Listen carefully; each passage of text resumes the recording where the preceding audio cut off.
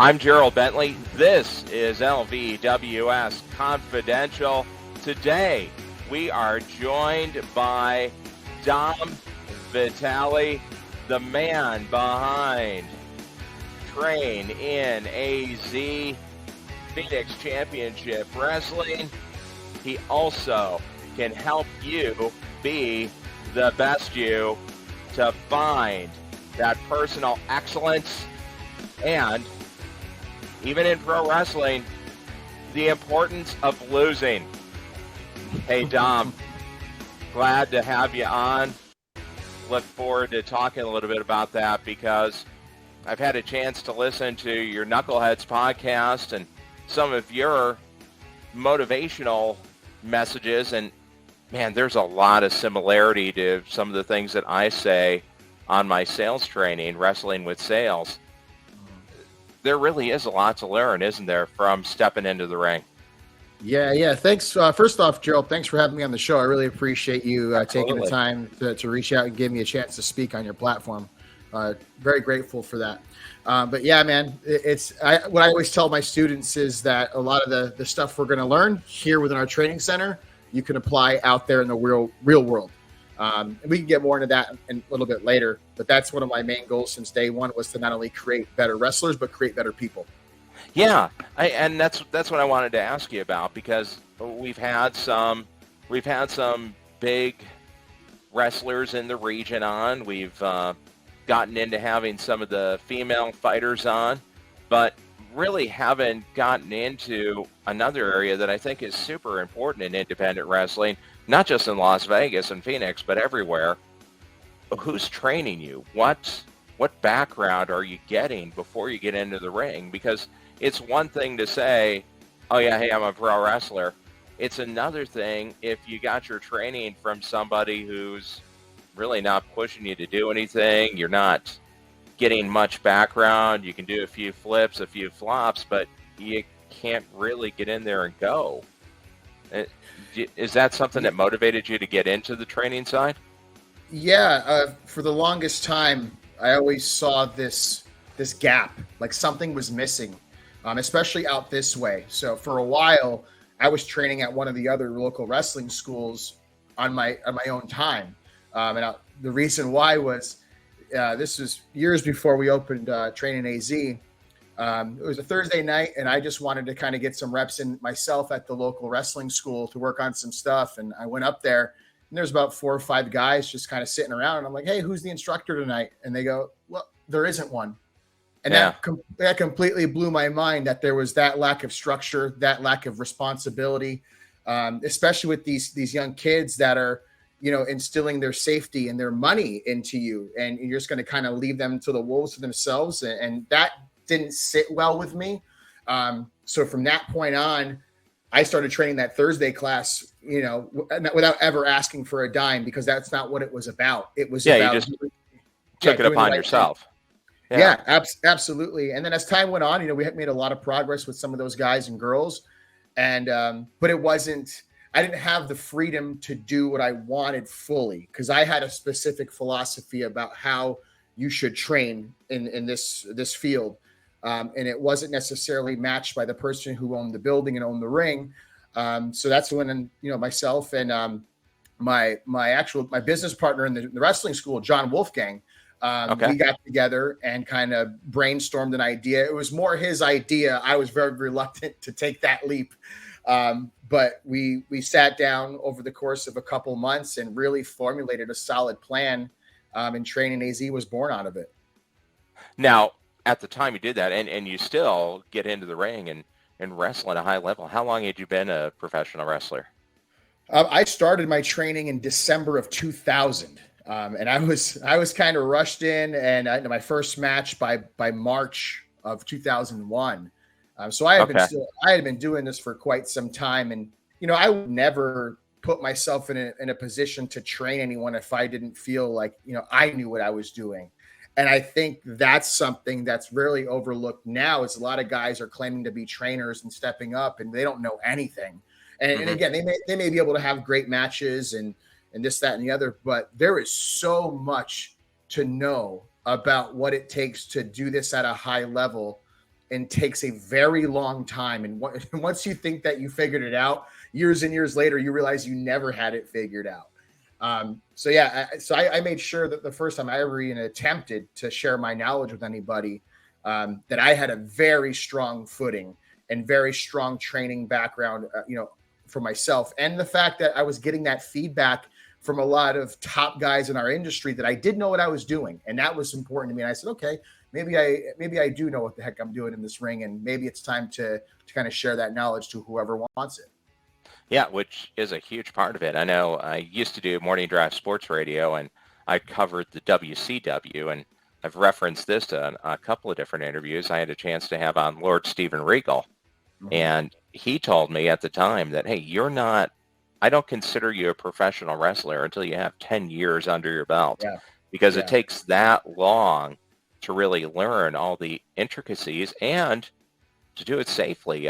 I never pro wrestled, but I was an amateur wrestler, and I know that the moves can really, really hurt, and you need to be safe and have an understanding of what you're doing. You can't just go out there and knock out a Canadian destroyer, and if you don't know what you're doing, that's going to end really badly. That's one of the hallmarks of the way we train. Is I always instill that into my students very early on, is that someone is putting their life literally in your hands, and you have to do your responsibility to ensure their safety as much as you possibly can. And that's where it comes into play, training at a high athletic level. I think a lot of people overlook that aspect of wrestling, because now, especially now in 2022, you look around, especially the indies, and you look around, and they're not all athletes. They're guys that look like the paper boy, guys that look like the guy that cooks the pizzas at the restaurant, the garbage man. And I'm not saying gimmick wise, I'm saying physically. Yeah. And to be quite honest, from my perspective, I'm not saying everybody needs to be a bodybuilder, but you need to be in shape to do this, especially at a high level. And that's what I focus on. I want all my guys that come to train at our facility, their goal has to be to want to do this for a living. I personally, and training AZ, we don't train hobbyists, people that just want to kind of kick the tires around and kind of just say they're a wrestler and kind of really give a half effort. That's not what we do. And I'm not saying there's anything wrong with that, but to me, I want to train the elite, the highest level wrestler I possibly can. So we really hammer home a lot of stuff like that to our guys and girls. And I think it shows because, the biggest compliment I get from fans or other promoters when my guys are going out there and performing for the first time in front of them, they think they've been wrestling for 3 or 4 years. And it's like their first 6 months in. And that's the best compliment I can get. And obviously we have a very structured program to churn out our guys the way that we do. But safety is always at the top of that list. Now, let me ask you about that, Dom. So what would be the commitment of time? Like you talked about high-level training. Mm-hmm. What's the commitment of time on a weekly basis for somebody that wants to reach out to you and they're watching New Japan, AEW, WWE, Impact, FSW Network, and say, hey, I want to do that. I can do it. Yeah. What's your first talk with them like? So for our program, and what I do is before I even allow anyone to even try out for our facility, I require an in-person interview with everybody, because I want to make sure I have the right people coming through our doors in the first place. I don't do the whole anyone's accepted, just kind of come in when you want and I'll take your money and sign this sheet and get in the ring. That is not the way I operate. So what I do is I sit down with them and I try to get a sense of what their goals are and their aspirations are. And I always get I'll be quite honest with you, in those sit-down interviews, a lot of the answers that I get from them are the same. I hear the same stuff over and over again. It's the stock answer. Oh, I have a passion for wrestling. I've been watching it since I was a kid. Yeah, so have I. But what makes you think you can do this? And some of them have great reasons as to why. Others come in and really have not thought this through whatsoever. Mm-hmm. So my job is to paint a very clear picture for them. I'm very straightforward, very honest. I don't keep anything under wraps. I'm very above board with everything, and I lay everything out for them as plain as day. And so for our school, the minimum requirement is you have to attend at least 2 days a week. And we're open Monday through Thursday, and occasionally we have some weekend classes, depending on availability of trainers and things like that. So Monday through Thursday, you have to be there at least 2 days a week, no matter your skill level, whether you're a brand new person right off the street or if you're someone that's a little bit more experienced and has been wrestling for a while. That's the requirement. Now, me personally, if I could, I would have people there every day. Because the more you're there, the better you're going to get. And it's tried and true formula, because the best guys I've ever produced out of our school are the guys that are there 3-4 days a week, really sacrificing. And that's a hairy situation in and of itself, because people always talk about balance. You got to have balance. I'm a believer in that balance comes later. You have to sacrifice things, particularly if you want to do something at a high level. Mm-hmm. Because if that wasn't the case, everyone would be in WWE just kind of doing their thing and skating by. Sure. They are the elite for a reason, because they do what everyone else will not do or is afraid to do. So I'm essentially training our guys to develop that mentality here early on. So when they get to that higher level, it's ingrained in them. It's something they don't have to think twice about, that burden of being, in the ring 4 or 5 days a week, being on the road and trying to balance your everyday life. They're already used to that at a smaller scale, of course, training with us. But it's not going to be anything that's too foreign to them. So that two class a week minimum is important. And if people are not, adhering to that, I have no problem suspending them from the school, because they're just wasting their time and mine as a trainer, and the time of the other students that are waiting for them to play catch up. And it's nothing personal. We have a job to do. And if you're not here and you're not a part of this team as everybody else, we don't have a place for you anymore. Yeah. And you're more likely to get hurt. And you know what? It's true in so many different areas, true, right? If you're not willing to put in the work, here, I got my, it's out of camera. I got my American Nightmare shirt on. Mm-hmm. And Cody Rhodes says all the time, put the work in. If you don't put the work in, you're not going to get the rewards. And in whatever you're doing, if you don't have the effort put in, it's not going to be worth what you think you're going to get. You're not going to achieve what you want to achieve. You can't get to the top in sales. You can't get to the top in any sports. AEW, just recently, they had the meltdown with CM Punk and the Young Bucks after their pay-per-view. Jon Moxley, the champion, formerly out in FSW in Las Vegas, he was going to take a vacation. Mm-hmm. But he canceled his vacation, showed up, and he's been wrestling pay-per-view level matches on TV every week almost since then, because he wants to carry the banner and carry the company through really their first struggle. That's the commitment. That's kind of what you need to do. If you're in the opportunity, you have the chance to excel, you have to commit in any sport. If you're not willing to commit, you're going to fail. Yeah, that put in the work thing is very true. It's as true as it is, Gerald, honestly. However, it's a very bastardized term by a lot of people, because it's sexy to put in a post and a hashtag and next to your picture. But, and this is just me, and I'm sure it's not just me, but it's definitely me.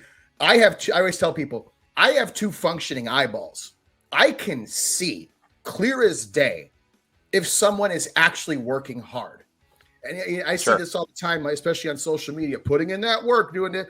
I'm like, you are doing nothing because you look the same and you've not done anything different or accomplished anything bigger in the past X amount of years. So to me, that tells me you are not putting in the work. You are just putting the picture up and putting the hashtag and the comment under it. The guys, go ahead. I'm sorry.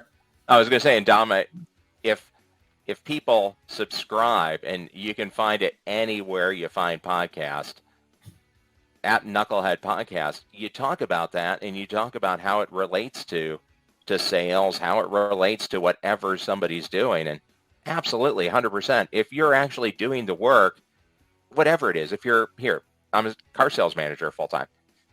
If you're putting the work in, when somebody says, I'm not sure, the rates are high, you don't lock up. You don't freeze. Yeah. You come up and you have a response, a fluid response. Right. That's why I think it just ties in so well, because if you're in wrestling, somebody puts a hold on you, you don't lock down, you have a Mhm. counter, you escape, you set up a string of moves, you have some fluidity to what you're doing. So It's yeah, all I absolutely 100% agree. it's all about confidence. And the more confident you are in whether it's sales or whether it's in wrestling, the more successful you're going to be, because you're never going to feel like you have your back against a wall. You're always going to feel like you have an answer to some kind of problem or a solution to a problem. Hmm. And you're not worried about the what if. You're more concerned about taking the action to get through that struggle or that issue. And one of the graphics you had up here a little bit ago was sticking to your standards, and I think that rings true to everybody, no matter what your area of interest or your job or whatever the case may be. Is because we find is, and I always see this in wrestling, not just here locally, but all over the place. You know, a lot of young wrestlers have the best of intentions, and they want to, in their mind, they're like, I want to be John Cena, I want to be Yeah. Roman Reigns, I want to be Cody Rhodes. And that's awesome. Those are great people that you should strive to be like. And then somewhere along the way, things get difficult. Things aren't going as smoothly as they want them to. Things aren't coming to them as quickly as they think they should come to them. And then they get frustrated, they get angry, and then they try to bargain with themselves that they actually want less than what their Hmm. original standard was, to justify them kind of skating away from the difficulty and going towards something that's a lot easier, but may kind of make them feel a lot better in the term. And I see this all the time, and it's very disheartening, because I think especially young wrestlers want a lot very soon. And I don't think that is a recipe for success in wrestling. I really don't. Our guys are a tried and true example of that. We don't rush anybody into the ring. And I see these Yeah. programs, well respected programs, saying we'll get you in the ring in 12 weeks. We'll get you in the ring in 5 months. To me, that's preposterous, because maybe you can somewhat get through a match in that amount of time of training. But when my guys come out, and it could be and they're ready.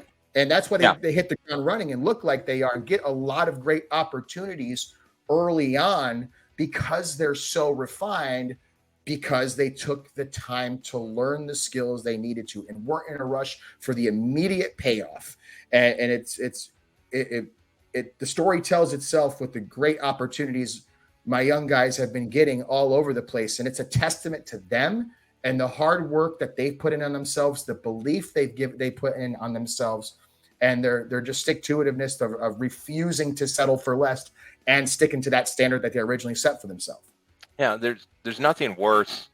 There's nothing better than a great degree of confidence, and there's nothing worse than empty confidence. Mm-hmm. Oh Because gosh, like you're saying, empty confidence, that bleeds down to somebody saying, oh man, hey, it's not my fault. The system's against me. I yeah. wasn't able to make it work because they didn't give me a chance. I didn't have the opportunity. And we've mentioned him a couple times, Cody Rhodes, the Mm-hmm. American Nightmare, even him. And he is a second generation wrestler from one of the best professional wrestlers of all time, the American Dream, Dusty Rhodes. Yeah. He had to leave the WWE, and he bet on himself Mm-hmm. and started going back to the independents, Ring of Honor, New Japan, and that's when the American Nightmare came in, and that led to the triumphant return at WrestleMania. It really wasn't just handed to him, Yeah. and that's Cody Rhodes. I mean, he's the prince of pro wrestling, and he Yeah. had to work through it. I don't think anybody saw that coming except for him. And No, that's the way it should be. I always tell people, my one of my mottos is stay humble, but be obnoxiously confident. And also what goes with that is making sure that you're doing those things necessary to not only talk the talk, but actually, walk the walk and back it up. And, that comes back to the whole two eyeballs thing. Like I see that all the time. People, this false sense of confidence. And I'm like, man, I could see right through you. I can, yeah, I could crush your soul in 2 seconds. It's very obvious to me, because maybe I've been around a long time and I studied this type of thing and this the psychology of the human brain and things like that. yeah, But it's it's disheartening to see that, because it's not like they don't have any hope. They've just given up on themselves, and they're trying to do things in the easiest way possible that they think they can fool everybody else. And it's really hindering their long-term progress. Well, and that gets to another one of the key points of your training and your whole program, the importance of losing. I mean, how much do you learn from losing? Professional coaches, Bill Belichick said it a lot. We learn more from our loss than we do from the win. And it's true in wrestling too. I mean, you know, I thought I was okay in amateur wrestling, and then I got to go when I was working in broadcasting at Cleveland State University. I got to go in and wrestle with Matt Ghaffari, who's a U.S. Olympic medalist. And then you realize, okay, there's a different level because I'm getting killed. Yeah. And that's true in pro wrestling. I mean, I heard that one of the pillars to graduating from your school is having to do the 60-minute Ironman match against you. Yeah. And that's, hey man, like that's, if you can do that, I always feel like if you can do that successfully, you're going to be okay when you're out there on your own. But the losing aspect, you need that. You need that. And no matter what you're doing, you need to eat dirt. You need to get kicked in the face. I just did an interview on my Knucklehead podcast with one of my elite one-on-one athletes that I'm training, or one of my elite athletes that I'm training one-on-one. His name is Jimmy House. He's a world-class Brazilian jiu-jitsu black belt, power lifter, bodybuilder, phenomenal freak athlete. And he said something on my show that really made a lot of sense. And he said that he's kind of formulated this philosophy working with me. It's like, make it a habit to get your ass kicked at least once a day. And I think that's great advice, because if you're just kind of skating through life and avoiding those conflicts and those confrontations or that struggle, you're always just going to kind of be level. You have to know what it's like to push as hard as you can and fail. And the most important part then is to be able to know how to regroup and not make those same mistakes again, which will make you even better. And that's another thing that a lot of people are afraid of, is they're not only afraid of losing, it's the fear or the anticipation of it. You know, it's the anticipation of the mental and physical pain when they do fail. And I tell people all the time, that is the best thing you could ever embrace, is that pain, because when it hurts a lot, something that you never want to experience again. And you will do everything within your power to take all those necessary steps and precautions to do your best to make sure that you don't. Well, it makes you drive forward, right? It's the same reason you try to max out on weights, because you're building your body to failure, and then you have to power through it.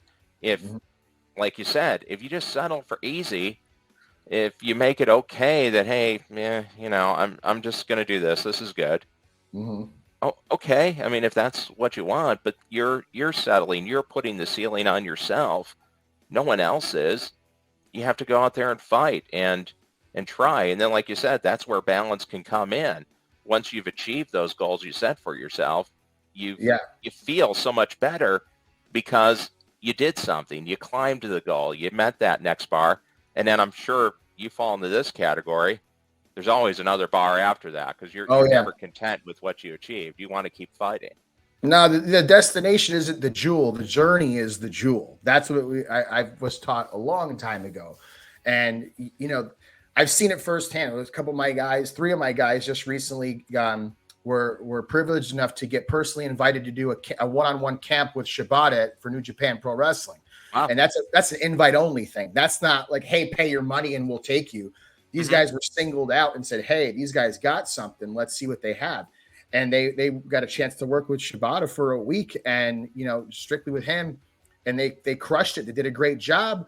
They didn't get signed out of it, but it made them even hungrier. And they gave them some solid feedback as far as the things they needed to work on. And what do you think the first thing they did when they got back was, I need to work on this. I need to work on it tonight, you know? And they're even hungrier. So they should take that as a loss. A great learning experience, don't get me wrong. A great honor, and or as I call it, an H&P, brother, an honor and a privilege to get that opportunity. But now you get a little taste. Now you want a lot more, not just a little more, because it was on the tip of their fingers and it's gone now. And they understood how that felt, and now they want more. And these guys trained harder than anyone in our school, not just after they found out they were getting that opportunity. They had been training harder than anyone up until that point. Yeah. And now, after the fact, they're even more hungry, which I love to see, because now it makes everyone that's not at their skill level at our school have to wrestle up with them. And it brings everybody back, to a higher level. And that success and that confidence, it's a trickle down effect, which I love to see when a lot of my guys get great opportunities and they can feel it, and they come back and they're like, yo, guys, this is where it's at. Let's do it. It's a reality. It's here for us to take. We just got to get to work. Yeah, that's really interesting. How did that come about? Well, initially, if you know Clark Connors, who's one of the New Japan guys that was one of the most recent Young Lions. Yeah. He moved out. White Rhino. The White Rhino, yeah. Great guy, hell of an athlete, phenomenal wrestler. He moved out here to Phoenix and was looking for some place to train. And he had reached out to, I believe it was Hammerstone, to find out where the place to train was. And of course, it's us. And I'm a very confident guy, Gerald, and especially when it comes to our training facility, there's nobody better, especially out here. It's not even, there's no competition at this point. So he came by, and even with Clark Connors, who I knew who he was, he didn't know me from Jack, but he had to come in and interview with me, and I had to see what this guy was about before I would let him just start training with us, and I got a chance to meet him. Phenomenal guy. We clicked right away. I gave him an opportunity to sit in and just observe one of our training sessions and let him make a decision, whenever he was ready. He sat and watched one. After that one was over, he goes, "This is the place I need to be." He goes, "This place is phenomenal." He goes, I'm on board." So he started to come in and train with us, and he started training with some of our guys, our more advanced guys. And they all just clicked really well. And then he introduced them to Shibata when they were just recently out there in Vegas, and really, said, "Hey, these guys are the real deal." And Shibata did his research to figure out if that was the case. And sure enough, they got the personal invite to come out and show what they could do. And they all impressed, which I'm super proud of. Now, if anyone's questioning the level of wrestling at the school, go ahead and watch AEW Forbidden Door and watch that four-way match that Connors was in. By the time the match was halfway through, he had the whole arena on his side, and most of the people in the arena had no idea who he was when he started. Amazing performer. Phenomenal guy. And it's funny because the guys that from our school that went to that camp, I was keeping tabs on them while they were there and checking in with them and stuff like that. And they go, "This place is a whole other level of physical brutality." They go, "However, if we did not train regularly the way we train at the school, we would have never lasted one day here." So again, it's a tried and true formula. We I'm not saying I know more than Shibata or a better program than New Japan Pro Wrestling. That's not what I'm saying, although one day I will. But it just goes to show we know what we're doing at Training AZ. We have a very diverse training staff and a wealth of knowledge and experience, and we're just passing this down to these guys, and it's up to them to carry it out, follow through, and good things will come. Can people watching this, can they go ahead and search on YouTube and see some matches of some of your guys? Yeah. So we've only been open for just the March will be 4 years that our school has been open. So we've produced, and again, I'm not here churning guys out just to say that I'm making wrestlers. I don't care about that. I'm not saying that. I just want to give context, and I want to give a chance for your guys to get over and this is for them. Explore them and watch their matches. You already know, which we had this discussion prior. This is just for anyone new that might be kind of paying attention and saying, "Oh, these are the only guys you're mentioning." Yeah, these are the only guys that really have stepped it up to that level where I'm, that are at that high peak. You got to check these guys out. They're young stars. So guys like Devin Reno, who is going to do amazing things in wrestling. Kevin Koa, who's a guy that's, that I want to tell a little story about him, actually, if I Go could, in ahead. a few minutes here, but just to show you this guy's work ethic.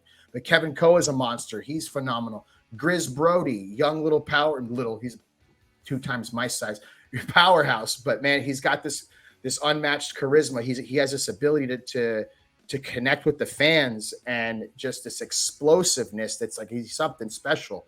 And then we got, our smaller guy, Flyboy Freddie, who defies the odds all the time and has been a phenomenal athlete since the first day he came in our school. We've been trying to stump him to find something he can't do, and he just pulls it off all the time. And to Flyboy's credit, man, our school's located in Mesa. He lives in Tucson. It's an hour and a half drive away, and he comes every Tuesday or every Monday and Wednesday like he's supposed to. And he never misses a class unless it's a real good, reason, whether he's sick or something legit. And he never complains a bit about it. And that's why he's getting the opportunities that he's getting. And he even comes more when he can. He's just one of those guys that really, really wants it and is a student of the game. All those guys are. So yeah, the future is bright for those guys. Check them out. Yeah. And just check out, I'm sure if you search Train in AZ, you'll get some more background on it as well. Yeah. And going back to Kevin Coa. So I don't know if he would like me to tell this story or not, but I will. So Kevin was always a fan at the local wrestling shows. We'd always see him. He's a very respectful guy. He's very quiet and would just kind of watch the shows and things like that. So that's what he was known as. And then he actually signed up for the school. And I'm like, I don't know if he's got what it takes. But before his tryout session, I was doing these fitness boot camps, leading up to it especially for people that were going to do the tryout, just so they can kind of get a sense of what it was going to be like, how physically demanding our training regimen is. And his credit, he came to 2 of them before his tryout, and it was painful to watch. He had not an athletic bone in his body. He couldn't do a 12-inch box jump without smashing his shins off the box. It was rough. And I'm like, okay, but he never quit. And then he did the tryout and he never quit. And now today, he is probably my best conditioned guy I have at the school. He's a leader. He's one of the top dogs there. He's one of the most respected guys in our school because he does what he says he's going to do and then some. He is fully committed. And especially he's a little bit older, and at his age, it's phenomenal what he's been able to do, and this big physical turnaround in only a couple years. And now, he's in this leadership role where everybody looks up to him and kind of sees him as one of like the dads at the school, and rightfully so, because he's earned it. Yeah, that's terrific. Nick Zander had a similar story. He went into FSW at, I think he said about 205 pounds, but totally out of shape. Hadn't done any athletics since high school. Lost 50 pounds. And now if you take a look at Nick Zander, I don't think you'd believe that he was totally out of shape just 2 years ago. Night and day difference, just with that commitment and the time. Yeah. Just curious, because I'm just kind of rolling here. What goes into the physical evaluation? What does somebody have to do to say, okay, yeah, you're ready? Yep. So our physical evaluation in this, you have to pass this in order to even be considered to start with us. And there's nothing in the ring. We're not going to body slam you and suplex you and have you run the ropes. I don't feel that's conducive to anybody's success, just throwing someone in there for a wrestling tryout if they have no experience. That's dumb to me. So what we do is we put our evaluations very focused on strength and conditioning, flexibility, mobility, those type of things. But what we're doing is we're pushing your physical limits. And yes, we have certain thresholds that we want everybody to reach during that evaluation. But if someone can't physically reach one of those thresholds, but they give absolutely everything they have physically during that particular exercise or whatever it may be, that means much, much more to me than how much you can bench press or how fast you can run a 40 or anything like that. And that's how we kind of weed out the weak, so to speak. We want those people that have this undying heart inside of them where they refuse to give up on themselves. Those are the types of people that we're looking for. So I liken our evaluation to a very intense CrossFit workout. And Okay. anyone that's in general good shape could probably pass it. But again, you'd be surprised how many people show up to be a professional wrestler and don't even work out regularly or not in any semblance of shape and just think this is very easy to do, or wrestling's what Yeah. I need to get me back on track. Nah, man, that doesn't work that way. You need to get your life together first before you jump into something like this, because this will eat you up and spit you out if you're not ready for it. And people think like, well, I just need wrestling in my life and everything will be fine, not realizing what they're getting themselves into. This world can be extremely stressful, and it can take so much from you and give you nothing in return. And I think a lot of people think the opposite of that. And that's what I'm trying to prepare them for. And that's why I don't let Hmm. people whose lives are in shambles just come on in. I'm like, you got to get your stuff together first, brother, before you come in here, because you ain't going to last. I'll just be stealing your money. And that's not what I'm in business for. That's true with a lot of different careers too. Mm-hmm. Oh, yeah. Mm-hmm. So now I know you do work with other athletes, and then also you work with just people in Yeah. business careers, right? Yeah, Tell me a absolutely. little bit. I saw the Killer Instinct virtual 4-week class on your Instagram. Yes, What's sir. that about?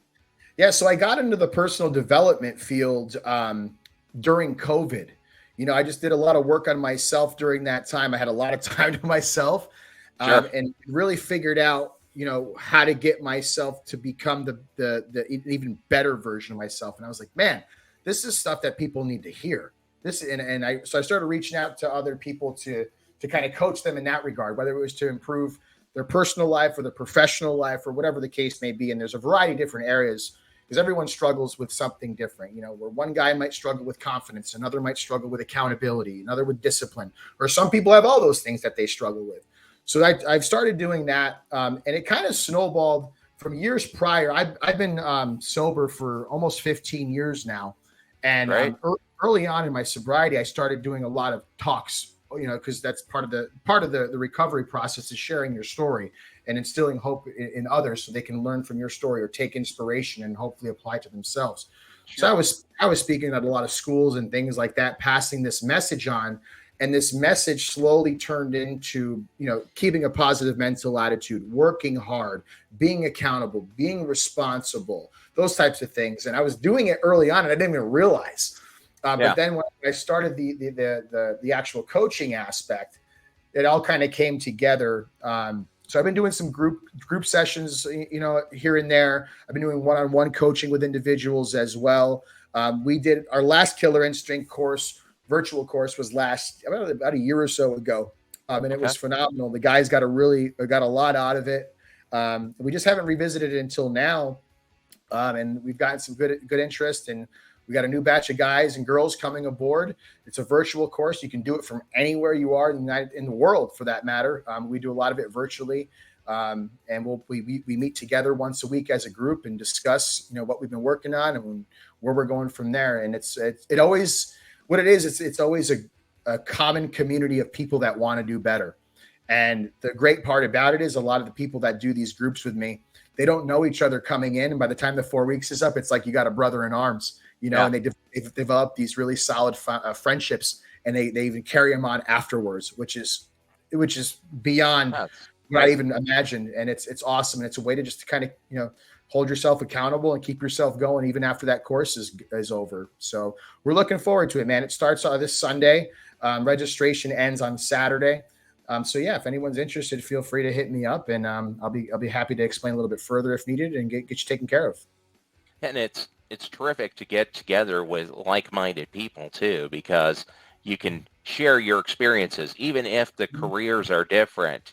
Some of the situations are still the same. Maybe just the names change, but you've ran into the same people, you've ran into the same Yeah. situation, and it's just a matter of how do you deal with it and how do you move through and get to that next Yeah. sale, that next opportunity. I That's have great. I have one guy who I coached for a 3 month period, little about a year and a half ago, and he ended up quitting his job and starting his own personal training business, which was one of his goals, which was awesome. And that all credit goes to him for doing that. Yeah. And we've stayed in contact and things like that. And then he reached out to me and he's interested in doing the course, and I'm like, Well, why? You're killing it, man. Like you've accomplished that goal. You know, you wanted to quit your job, start your own business. You have. You seem like you're in a great place. What do you need this for? And he goes, the problem is I need to be surrounded by like-minded individuals, just like you just said, Joe. Mm-hmm. And he said who he's surrounded by right now, they don't have the same mindset as him. They're not looking to do more. They're not looking to accomplish more. They're all just kind of settling for where they're at, the bare minimum, mediocrity. He's like, I don't want to be like that. I need to have those other winners around me to keep me going. And I thought that was a great reason for him to want to do it. And thankfully, everyone else that's going to be doing it is in the same boat as him. So that's got the LVWS championship belt here. That's something that I always liked about wrestling too, because there's that championship belt to fight for. There's that goal. It's right there. Yeah. Everybody has one. You just have to, you really have to literally create your own championship that you're fighting for. And give yourself a match every day that you're going to go compete for. You got to be in the fight, man. If you're not in the arena in the first place, I don't want to hear the complaints. I don't want to hear the victimization that you're going through. I don't care. You need to show up, and not just physically to class. You need to show up every day, if anything, for yourself. Because the more you don't show up, the further you're going to fall behind. And then you're going to be looking for someone or something to point the finger at, when in actuality it's you and only you that's responsible for wherever you are or you aren't. And that's a very hard pill for a lot of people to swallow, because it's no one wants to feel that anguish of, hey, I'm not living up to my own potential.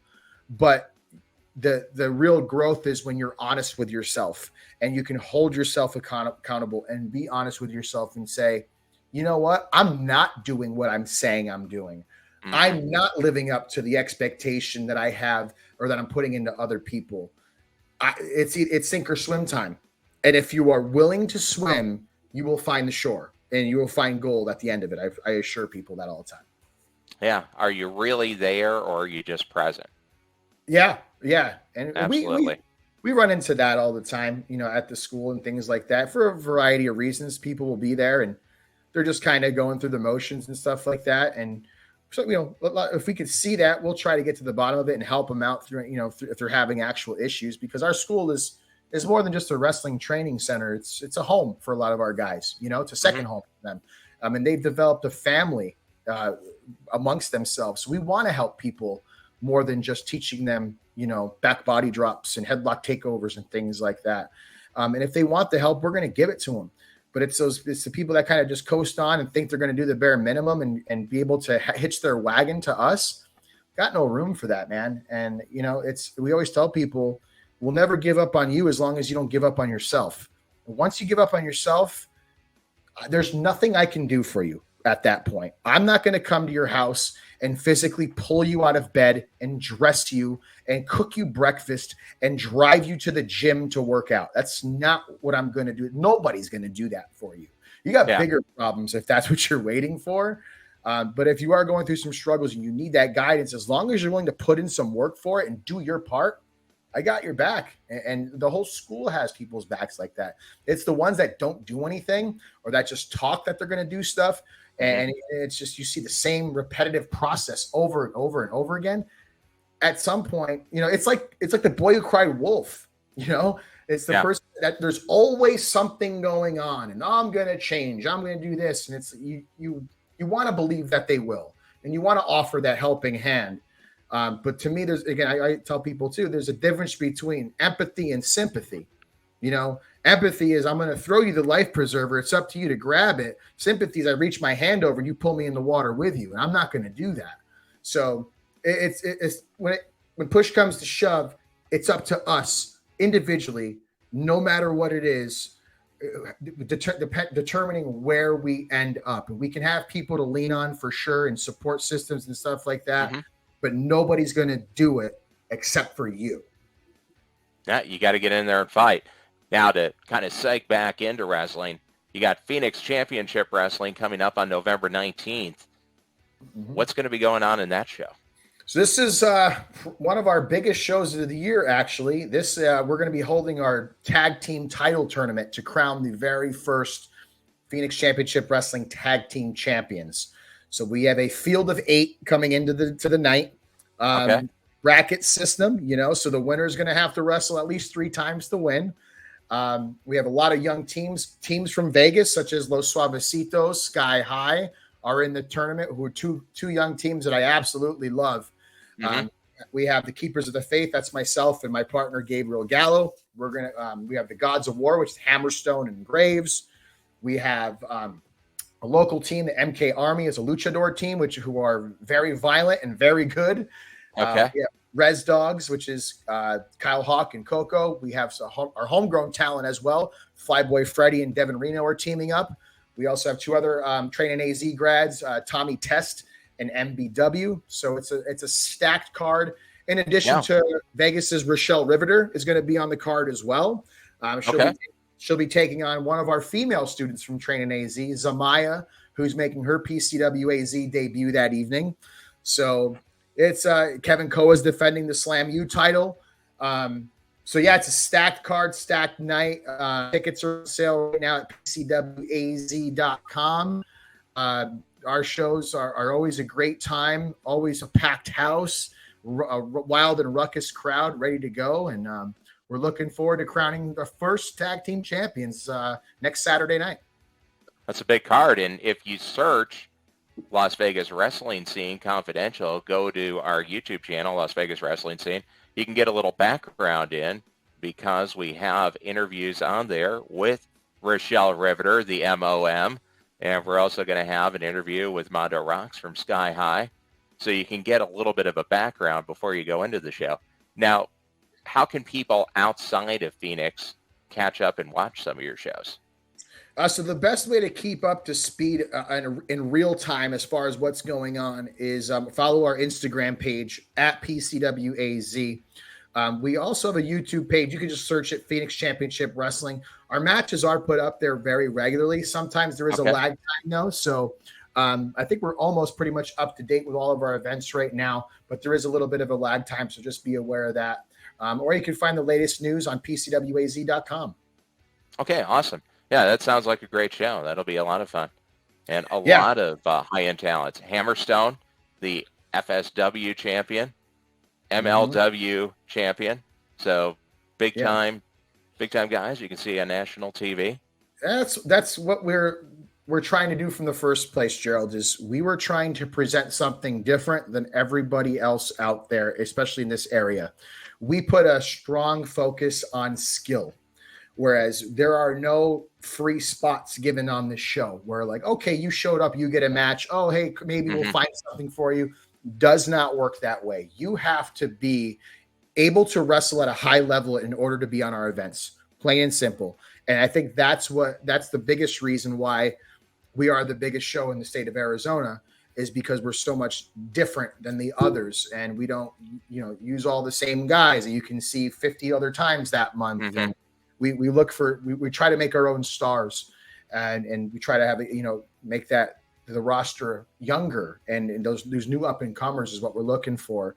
And even especially with the women, we only started having women's matches a couple shows ago because, and I'll be frank, most of the female talent is not that good in this area or in the surrounding area. That's my opinion. People can say they disagree with me. That's okay. But we were looking for a very specific type of female wrestler, one that you could put in there with a guy, hypothetically, and they could keep up and not embarrass themselves. And we found that with Danielle Kamala, who's former NXT's Vanessa Bourne. She was on, she was the first woman that we put on our card. Jasmine Allure from Texas we've had on, who's phenomenal. And Rochelle's great, and she's one of our mainstays now. And the only reason we have, not the only reason, but the main reason we have her there is because she's that good. And that's the type of people we're looking for, whether it's male or female. We want people that are highly skilled in pro wrestling and obviously have something else to offer, marketability, can connect with fans, that type of thing. Hey, you want it to be a destination show, not just for the fans, but also for the fighters. Yeah. And the key, again, we try to, it's what I like best about our shows too, is that the vast majority of the crowd that's there, which can be range from anywhere from 400 to 600 people per show, are not your typical wrestling internet fan. Those people are going to show up no matter what. And honestly, in Arizona, that pool is very small.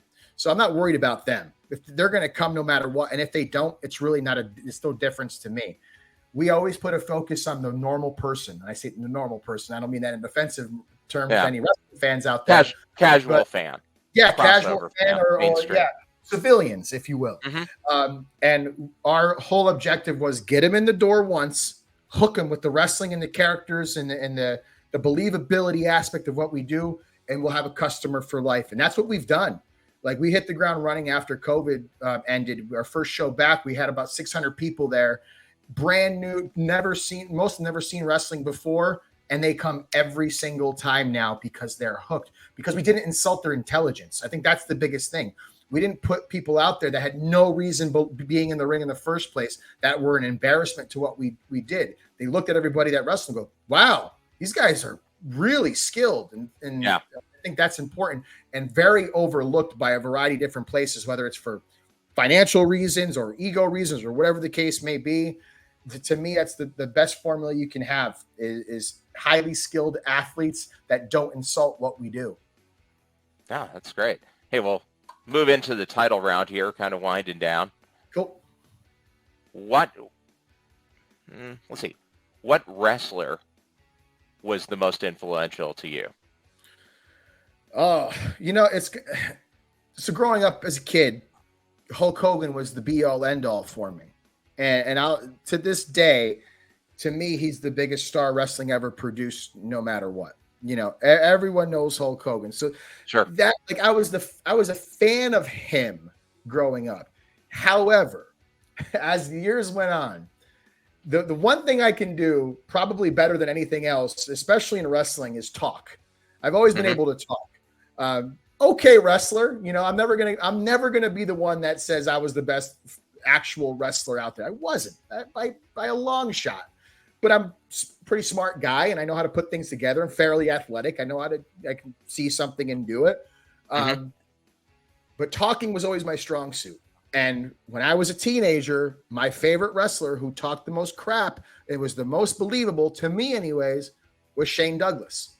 I was a big ECW guy. Okay. I was hooked on him as a bad guy. I was just enthralled with the crap he would talk and the evilness and the vile nature of what he would say and the vile things he would do alongside Francine, especially when he broke Pitbull #1's neck. All that stuff just enthralled me. And I'm like, this guy is crazy, but man, he's cool. And I tried to emulate my talking after him and my promo style after him. And what I found as time went on was it's not so much about doing a wrestling promo. It's about telling the truth and turning the volume up a little bit. And that's all I've done. Since I figured it out, that's all I do. I just tell the truth. I speak from the heart. And I tell my students that all the time. I don't want to hear the wrestling promo. I don't want to hear, let me tell you something, brother, on October blah, blah, blah at the whatever lodge. That's dumb. I don't want to hear that. You're not gonna talk crap to somebody behind the bar like that. How would you pick a fight with me? That's what I want to hear. And usually that's the light bulb goes off and it gets a little bit easier for them. And that's the biggest difference maker. So that was the biggest influence on me because he talks so much and I talk so much now. Yeah. Obviously carried over this long. That's a good one. The franchise. Yeah, absolutely. Doesn't get mentioned too much. Yeah, great wrestler. Yes, very much so. Who would be your dream opponent? There was ideas kicked around of wrestling Shane Douglas recently. Okay. Oh, there you go. I'm on board. I'm on board no matter what. Honestly, it's a weird thing. I don't even know necessarily if I have a dream opponent. I've been fortunate enough to wrestle dozens and dozens and dozens of guys that I grew up watching and earn their respect and then formulate friendships with them after and be looked at as a peer by them. To me, that's just as important as wrestling my favorite wrestler of all time, just having the respect of my peers. So I don't even think necessarily that I do have a dream match per se. Just being able to do what I've done over the past 21 plus years has been a dream enough, honestly. Fair enough. One more question. What's your favorite type of match? Uh, I'm old school, man. I think there's no place in wrestling for death matches. That's just me, so we can get It's rid of fair. that. I think there's a time and a place for gimmick matches, like a tables match or a lat TLC and thing. I've been in those types of matches and stuff. Mm-hmm. Cage match. We just did a cage match back in July, which blew the roof off the building. If I must say, I was happened to be in it. Fortunately or Okay. unfortunately, you look at it, but there was a very long, drawn out story that led to that match, and there was a reason for it. But for me personally, if I was given the reins, say you can have any match you want. Honestly, I want a straight up tag team match with my partner Gabriel Gallo. Those are my favorite matches I've ever had. I feel the most comfortable with.